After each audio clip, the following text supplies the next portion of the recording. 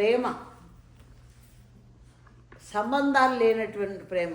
ఎవరి పిల్లల మీద వాళ్ళకి, ఎవరి మూడు పిల్లల మీద వాళ్ళకి ప్రేమ ఉంటుంది, అది గొప్ప ఏమీ కాదు. కానీ సంబంధం లేని ప్రేమ, ఆ ప్రేమకి కృష్ణ ప్రేమ అంటారు దాన్ని.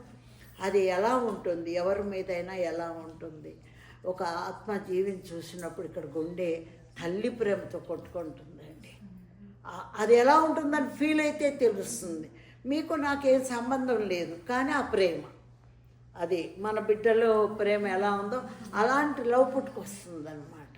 అది అందరి మీద వస్తుంది. ఎందుకంటే ఇక్కడ శరీరాలు వేరు, బుద్ధులు వేరు, గుణాలు వేరు, చదువులు వేరు, కానీ ఆత్మస్వరూపం అంత ఒకటేగా.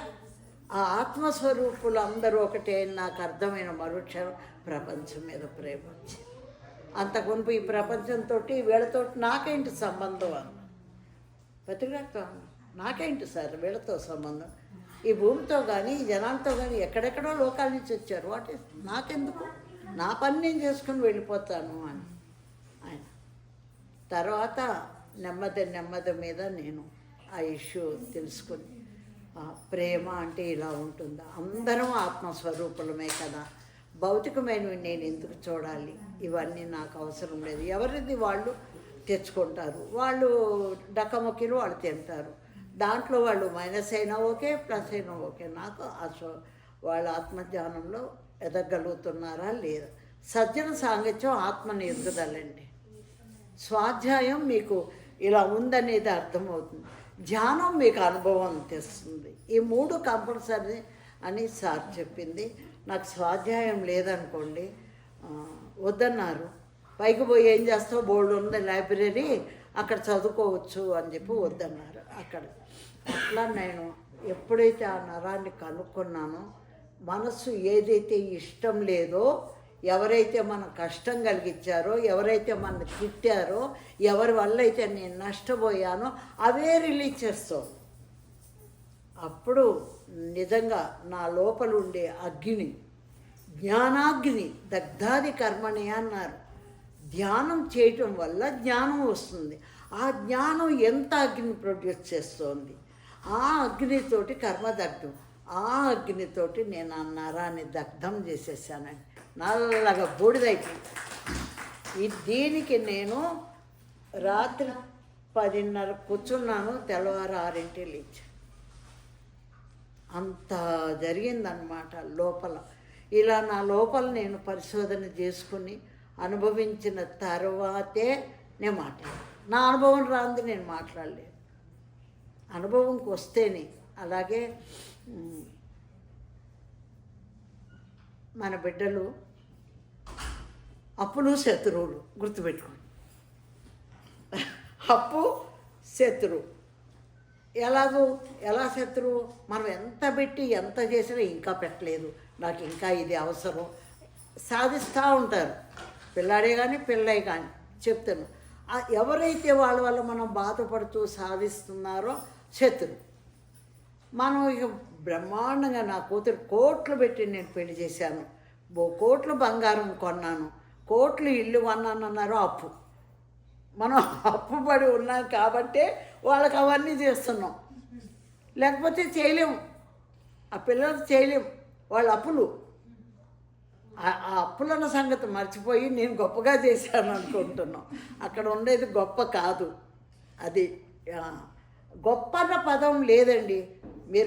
నేను వ్యవసాయమే చేసుకుంటున్నా, నాకు చదువు లేదు, మీరు ఇంజనీర్ అయి గొప్పగా ఎంతో కట్టడాలు కట్టారు, నా విలువ నాకు ఉంటుంది, మీతో నేను పోల్చుకోకూడదు. పరధర్మం హీనం అన్నాడు కృష్ణుడు. ఒకరితో ఒకరు పోల్చుకోవద్దు, ఎవరిష్టం వాళ్ళది.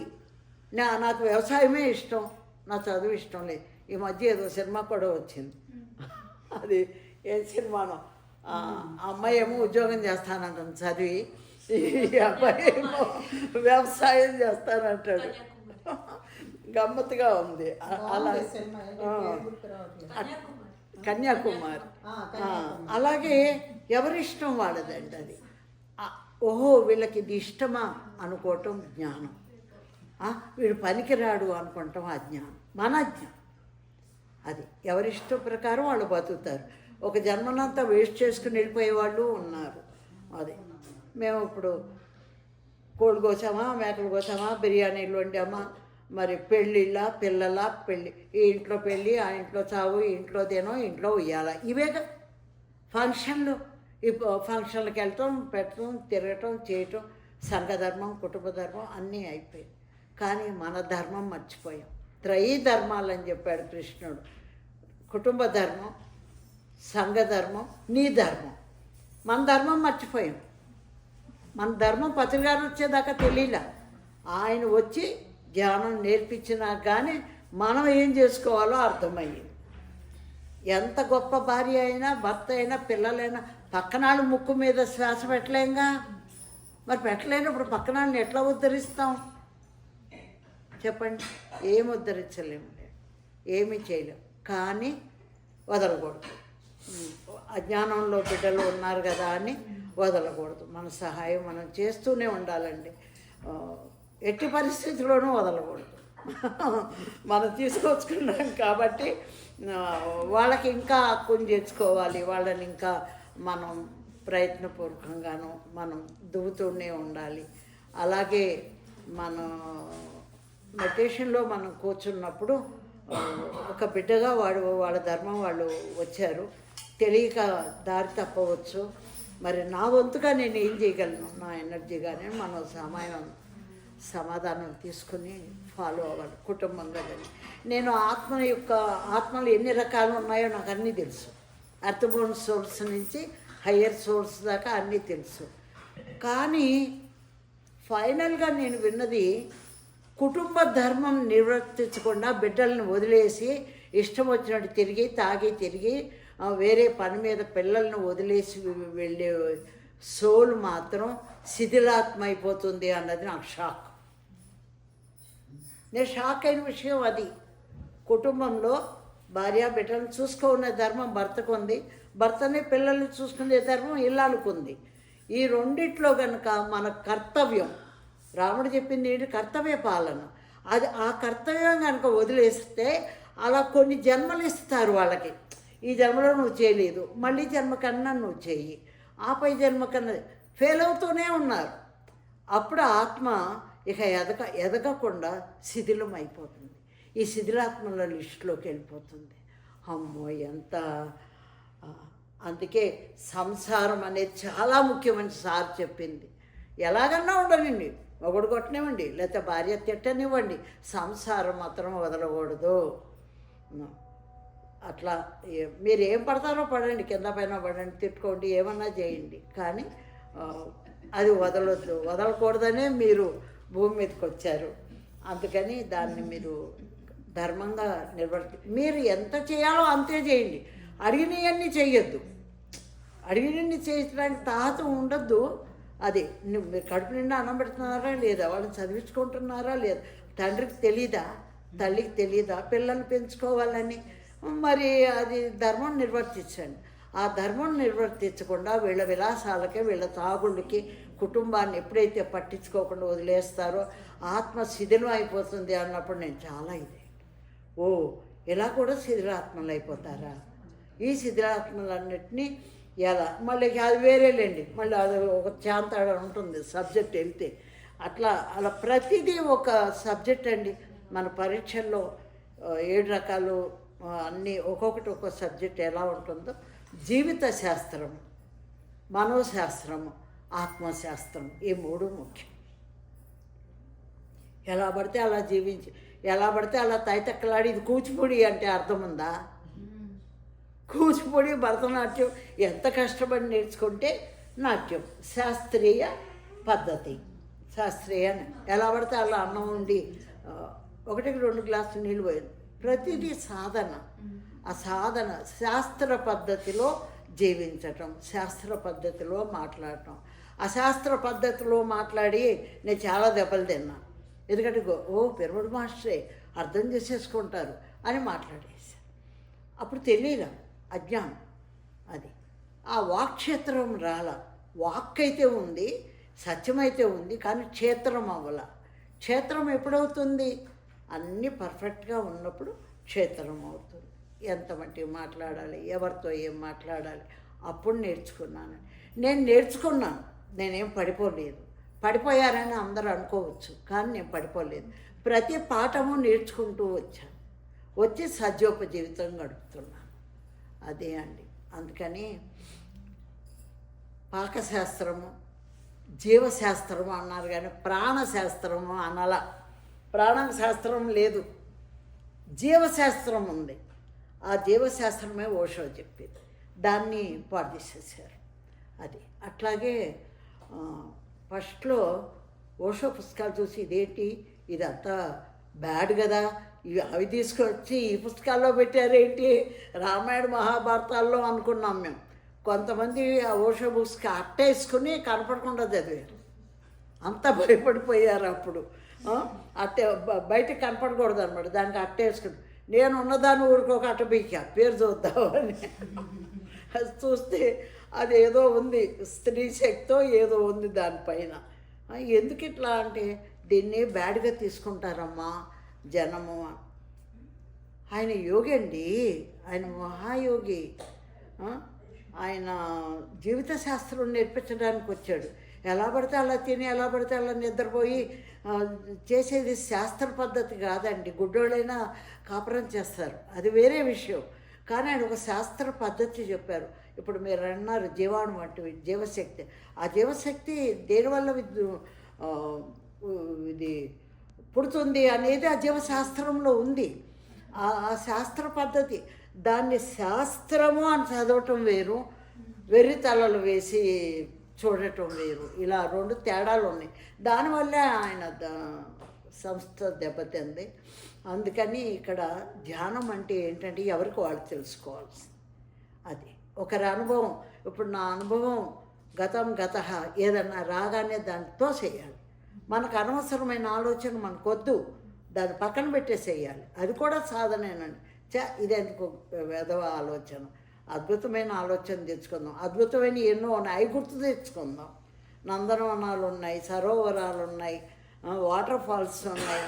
లేదా మన బిడ్డను మన బుడ్డ పిల్లల చేతుల్లో పుచ్చుకుంటే అవి ముక్కు కొరక, మూతి కొరక, ఇవన్నీ మధురమైన అనుభూతులు ఎన్నో ఉన్నాయి పసిబిడ్డలతోటి. వాళ్ళని అక్కడిక్కడ పడేసి ఉద్యోగాలు చేసేవాళ్ళ అనుభవం పోగొట్టుకున్నట్టే. మా కోడలు టీచర్గా జాయిన్ అవుతాను, నాకు ఇష్టంగా ఉంది. 5 ఏళ్ళ దాకా పిల్లల్ని వదిలి వెళ్ళటానికి వీల్లేదు. ఈ 5 సంవత్సరంలో ఆ బిడ్డల యొక్క ముద్దు, ప్రేమ, గారం, వాళ్ళ స్పర్శ అనుభవించిన జన్మ ఎందుకు, కంఠం ఎందుకు అనుభవించాలి కదండి. ఒక బిడ్డ పుట్టగానే చేతుల్లో తీసుకున్నాక ఎలా ఉంటుంది తండ్రిగా మీ అభిప్రాయం చెప్పండి. చెప్పాలి, ఆ ప్రేమ ఎలా ఉంటుందండి, ఎంత ఇదిగా ఉంటుంది. మరి అవన్నీ ఆ చిన్న బిడ్డ ఎదిగేదాకా స్పర్శ కోరుకుంటుంది, మాటలు అర్థం కావు కాబట్టి ఆ స్పర్శను మనం ఇవ్వాలా చెప్పండి.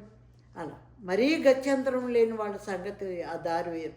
అందుకే పత్రికారు అన్నారు, పెద్దవాళ్ళ చేతుల్లో పిల్లలు పెరగాలి, అమ్మమ్మ నాయనమ్మ వీళ్ళ చేతుల్లో పెరగాలి పిల్లలు అని చెప్పి. అందుకని ఒక బిడ్డని కన్నారు అంటే ఆ బిడ్డకు చక్కగా అన్నీ చేయగలిగితే కందాం, లేకపోతే కనకపోయినా పర్వాలేదు.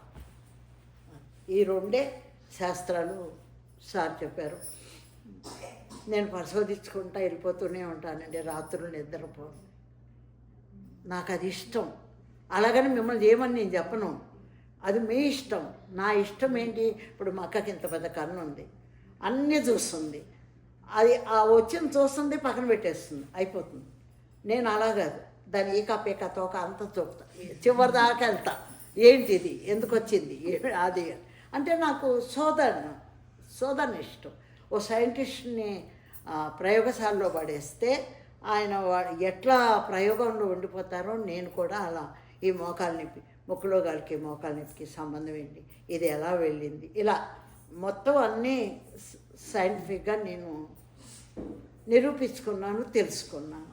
నాకు అది ఇష్టం. గొప్ప కాదు ఇక్కడ, గొప్ప అనుకునేరు. గొప్ప అనేది నా జీవితంలో లేదు.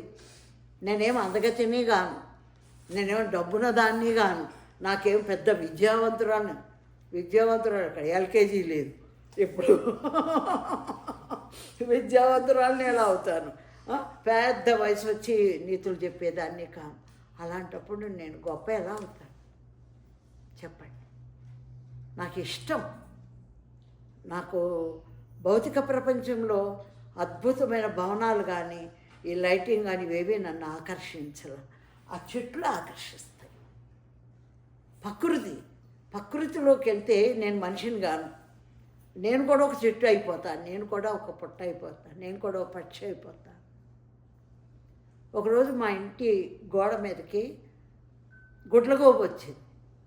పగల గుడ్లగోపులు రావండి బయటికి, కానీ అది వచ్చింది. ఒకటే కుక్కొక్కటి అరవటం మొదలెట్టింది. నేనేమో పని చేసుకుంటున్నా కిచెన్లో.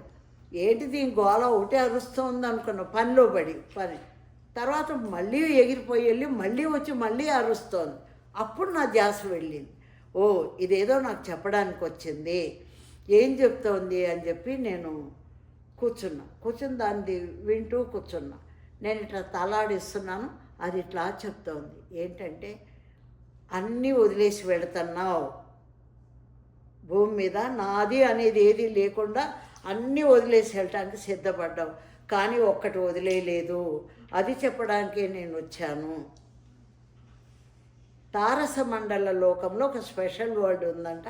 అక్కడి నుంచి ఆ దేవత వచ్చి పక్షి రూపంలో చెప్తా ఉంది.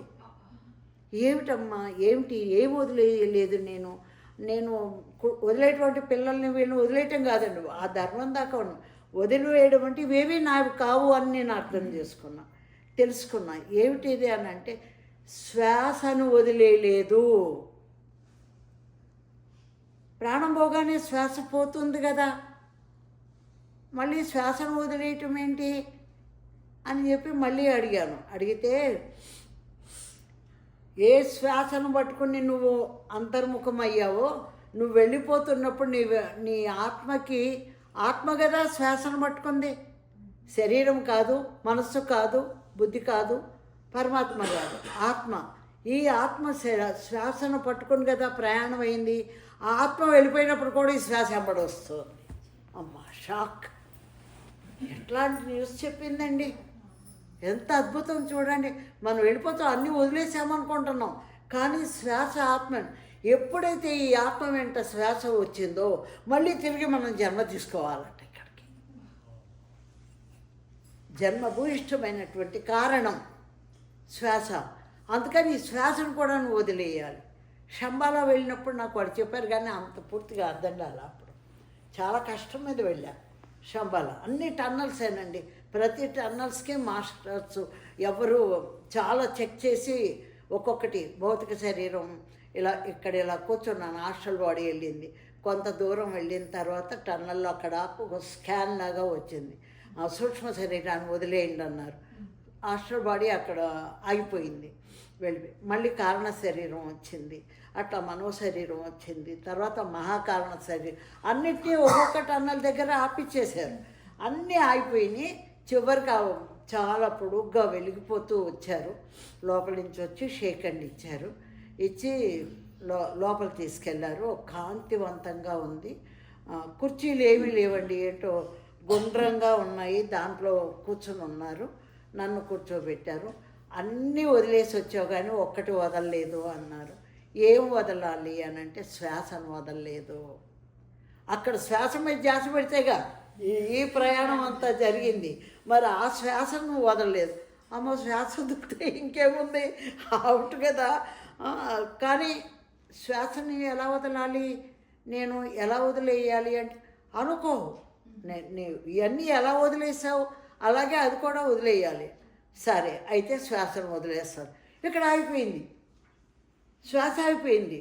చేయి పెట్టుకొని చూసుకున్నా, గుండు కొట్టుకోవట్లేదు, ఒళ్ళు చల్లబడిపోతుంది. అర్థమైపోయింది శ్వాస ఇది అయిపోయాను అని. బాడీ ఇట్లా పడిపోయింది పక్కకి, ఇట్లా పెట్టుకున్నాను, పక్క పడిపోయి అక్కడ వాళ్ళు చూసి శ్వాసను కూడా వదిలేసావు అని చెప్పి అప్పుడు క్లాప్స్ కొట్టి, ఇంకా మళ్ళీ మీరు మళ్ళీ శ్వాసని తీసుకోండి, మళ్ళీ శరీరం దెబ్బతింటుంది అవయవాలు.